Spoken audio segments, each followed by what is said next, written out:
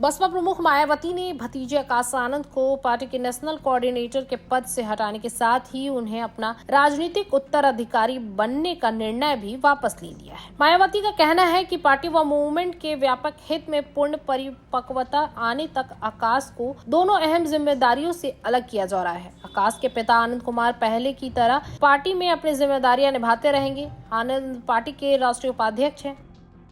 बसपा प्रमुख ने वर्ष 2019 के लोकसभा चुनाव के बाद पहली बार आकाश को पार्टी के नेशनल कोऑर्डिनेटर का दायित्व सौंपा। लंदन से एमबीए किए आकाश वैसे तो नेशनल कोऑर्डिनेटर बनाए जाने के बाद से ही दूसरे राज्यों में सक्रिय थे, लेकिन बसपा प्रमुख के राजनीतिक उत्तराधिकारी घोषित होने के बाद से उनकी सक्रियता कुछ ज्यादा ही बढ़ गई थी। उत्तराधिकारी बनाए जाने के साथ ही मायावती ने उन्हें उत्तराखंड व उत्तर प्रदेश के बाहर पार्टी को मजबूत करने की जिम्मेदारी सौंपी थी। लेकिन 18वीं लोकसभा चुनाव में आकाश की उत्तर प्रदेश में बहुत सक्रियता दिखी।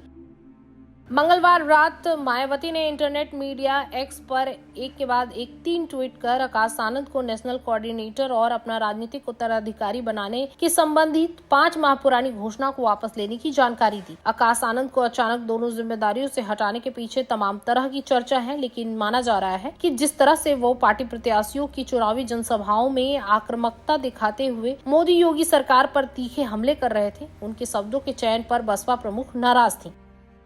पार्टी के नेताओं का कहना है कि बहन जी विपक्ष पर भी हमला बोलते वक्त भी राजनीतिक सूचिता का पूरा ध्यान रखती हैं, लेकिन 6 अप्रैल से प्रदेश में चुनावी जनसभाएं कर रहे आकाश अपने भाषण में जिस तरह से भाषा का इस्तेमाल कर रहे हैं उससे मायावती असहज महसूस कर रही थी। बताया जाता है कि आकाश को भाषा में संयम बरतने के लिए कहा भी गया, लेकिन वह नहीं रुके।